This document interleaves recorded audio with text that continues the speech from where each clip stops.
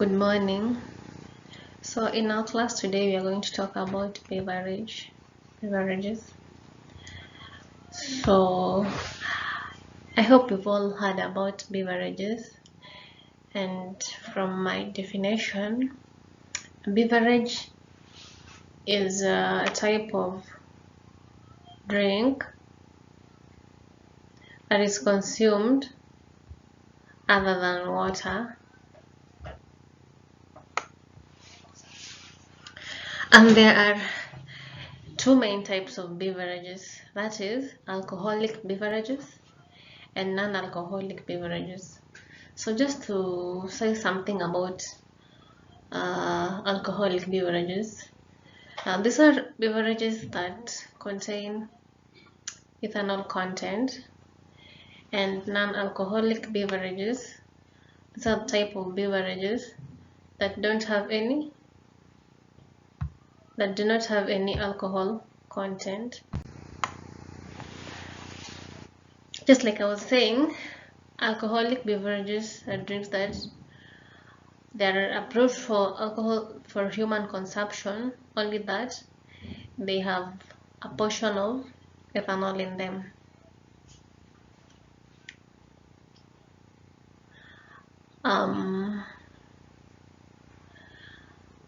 Alcohol is considered a drug because when it is taken, it alters the normal functioning of the body.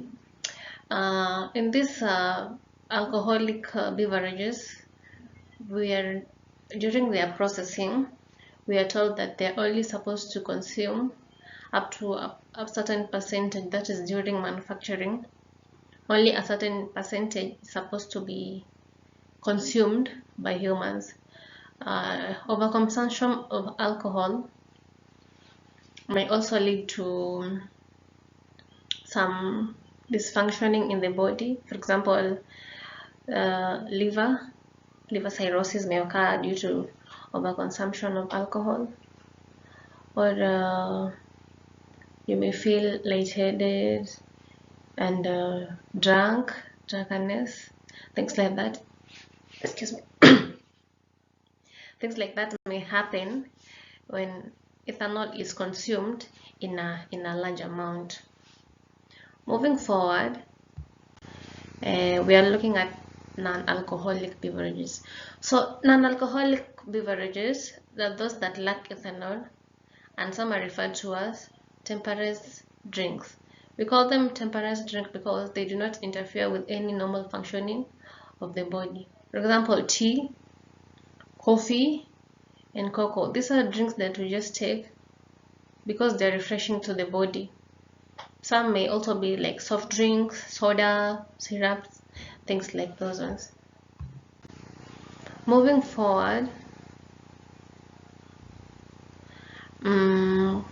here I'm going to show you the classification of the alcoholic and the non-alcoholic beverages. Just like I was saying, we have stimulating drinks like coffee and tea. We have refreshing drinks like soda, Coca-Cola. Here you can see Coca-Cola. We have Fanta. We have smoothies. Nourishing drinks now. We have here you can see juice. We also have things like squashes, mango squashes, lemon squash. We have blended fresh juices, things like those ones. And when you look at alcoholic, we have fermented, compounded, and distilled. So fermented drinks are like wine and beer. Wine is mainly processed through fermentation of grapes, because grapes are the fruits that are used to make wine. Then we have beer. Beer also undergoes a process of fermentation. Then compounded drinks, we have spirits and liqueurs. Spirits, we have things like which drink is it that is a spirit? Yeah, vodkas are also spirits, and some types that I'll be showing you later. in those other slides.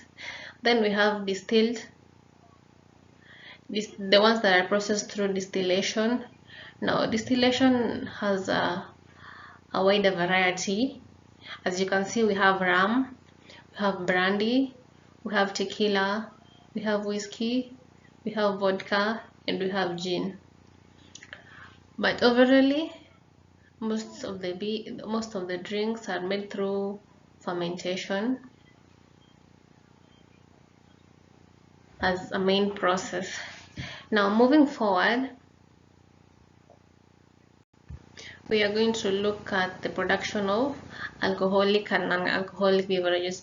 This is simply the procedures that happen when alcoholic and non-alcoholic beverages are made.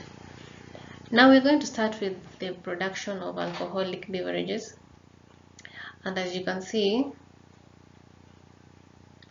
the main way through which alcohol is produced through fermentation, just like I was saying. This mainly happens in beers and wines. However, the production of hard liqueurs such as vodka, whiskey, and gin will both undergo the process of fermentation and distillation, as you can see there. I'd also like you to read further on fermentation and distillation of alcohol, because these are just part of my notes that I'm reviewing with you. There are also types of alcoholic drinks that need more than one distillation process so that it is improved and it's smooth. I don't know if you've heard of drinks such like, how are they called? The likes of Amarula. They undergo a process so that they are more smooth, and they have a different taste because they're also added on flavors. Okay, I hope you understand that. Moving forward, we are going to look at the process of production of non-alcoholic beverages. Now, there are a variety of processes through which non-alcoholic beverages are produced, depending on the type of beverages that is being made. For instance, coffee and tea will undergo different processes, right from the manufacturing to the processing of coffee, to the grounding of coffee, to now how it is now going to be used with the water in order for it to be used for consumption. Tea begins from a process of taking up the tea leaves from a farm. From there, they are going to be manufactured and dried using different varied temperatures before they are actually fit for consumption. And during consumption, there need to be flavor enhancers such as sugar or honey. Production of fruit juices will need manufacturers to squeeze fruits, for example, mango juice made from mango fruits. The fruit is actually taken, then the juice is squeezed out. Some of the refreshing fruits are also blended in order to make a smooth juice. Production of soft drinks such as soda will go through a variety of chemical processes before they are approved for consumption. For example, talking about soft drinks, we know that Coca-Cola is a manufacturing company, manufacturing soda such as Sprite, Stony soda, which one is this called? Pineapple, Fanta orange. They are normally added some additives in order to make them more flavorable. And it's also important to note that after they undergo this process, they normally go through KEBS, Kenya Bureau of Standards, so that they are made fit for consumption by humans. Now, moving forward, we have types of alcoholic beverages. Now, I have just talked about that. There are those that are distilled, like the liqueurs, the vodka, the gins, the rum. Then we have the fermented, which we mainly have beers and wines. I'll be giving you an assignment on looking at the different types of wines, the winification process, the way wines are made, the temperatures that are required to make these wines, you know. And I'll also like you to look at the quality types of wines that are available in our country and in other countries, and also look at the origin of wine as a drink actually. So I'll let you look at that at your own time. And moving forward,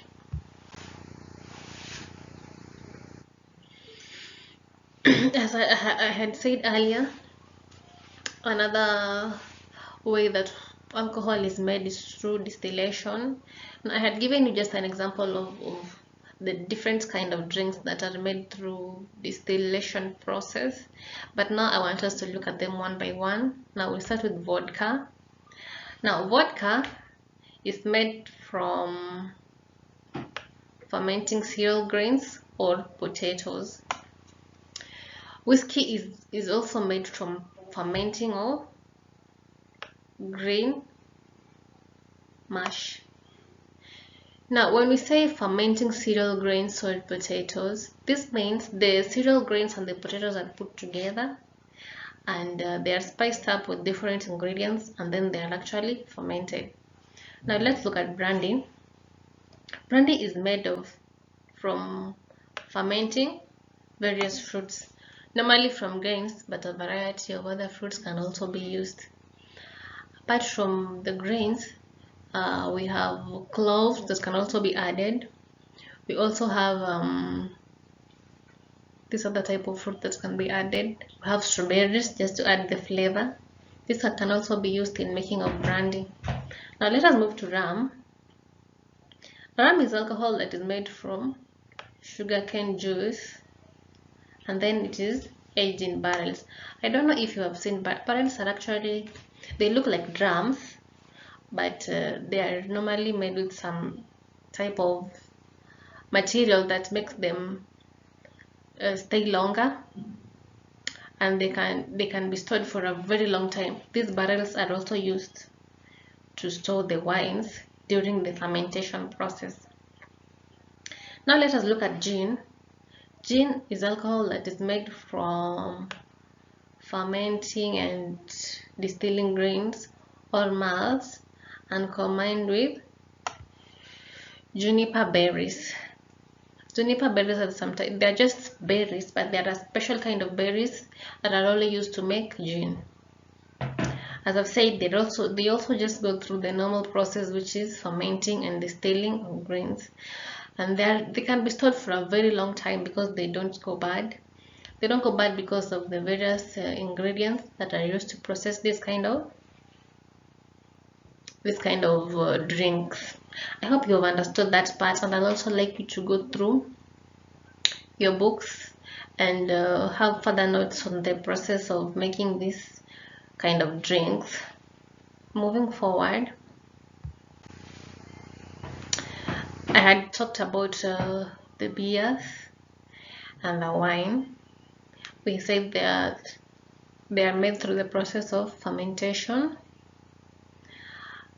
I had talked about this, but I hope you will go through your books and read more about the process of making beer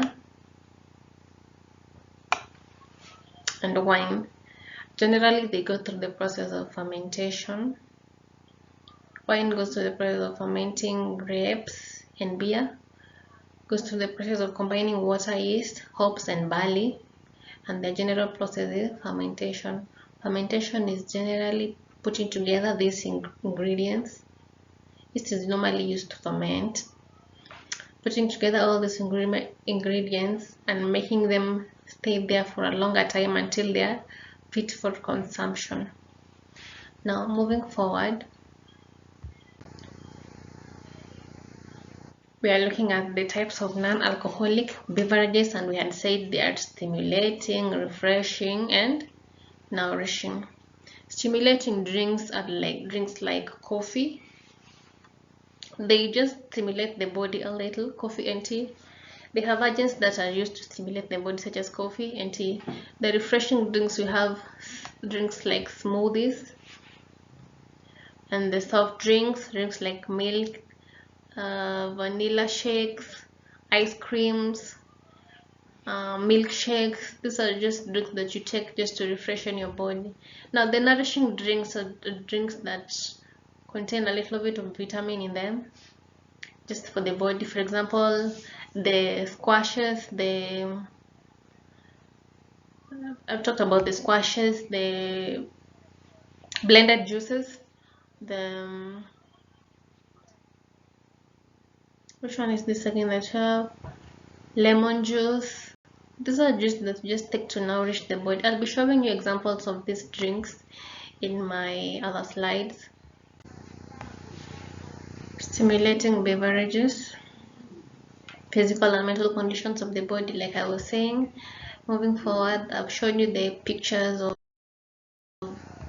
these nourishing beverages, and